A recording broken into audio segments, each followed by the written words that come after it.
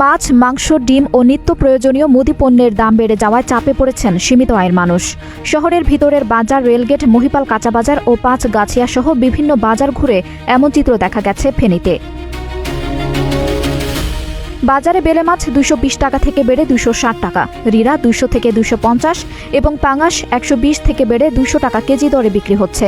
মাঝারি রুই মাছের দামও 300 থেকে বেড়ে হয়েছে 400 টাকা, আর আকার ভেদে ইলিশ বিক্রি হচ্ছে 1800 থেকে 2200 টাকা কেজি। ব্যবসায়ীদের দাবি, পরিবহন ব্যয়, জ্বালানি তেলের দাম বৃদ্ধি এবং পথে চাঁদাবাজির কারণে মাছের দাম বাড়ছে। এক ব্যবসায়ী জানান, একটি গাড়ি বাজারে পৌঁছানো পর্যন্ত বিভিন্ন স্থানে 15 থেকে 20 হাজার টাকা পর্যন্ত চাঁদা দিতে হয়। মাছ মনে করেন না, রাস্তাঘাটে যে পরিমাণ চাঁদাবাজি চলে, গাড়ি এখানে অনেক টাকা পয়সা দেওয়া লাগে। তো এখানে আসতে আসতে মনে হয় না মাছের ব্যাপারীও অনেক টাকা খরচ করে যায়। খরচের কারণে এখন মাছের দামটা বৃদ্ধি হয়ে গেছে। পরিমাণ হয়তো এখন মনে হয় না, রাস্তায় দিয়ে 15-20 হাজার টাকা। তো 15-20 হাজার টাকা যদি আপনার রাস্তায় খরচ হয়, একটা মাছ বেরিয়ে আমার কেজি তো 15-20 টাকা এমনি বাড়ি যায়। টাকা বাড়ছে, এখন কি করা ভাই?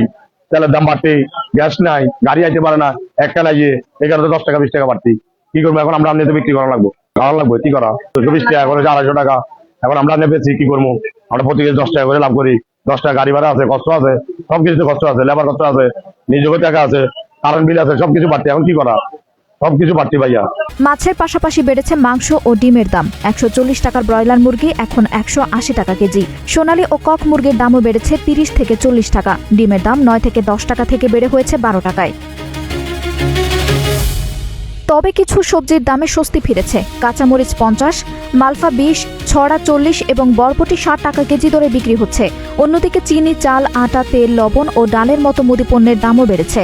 গুঁড়া চাল 120 টাকা থেকে বেড়ে 160 টাকা ও আটার দাম কেজিতে প্রায় 10 টাকা বেড়েছে। ক্রেতাদের অভিযোগ, প্রায় প্রতিটি পণ্যের দাম বাড়ায় সংসার চালাতে হিমশিম খেতে হচ্ছে। তারা বাজার মনিটরিং আরও জোরদারের দাবি জানিয়েছেন। ফেনী চেম্বারের সিনিয়র সহসভাপতি আমানুদ্দিন কায়সার সাব্বিরও দাম বৃদ্ধির কারণ খুঁজে প্রয়োজনীয় ব্যবস্থা নেওয়ার আহ্বান জানান।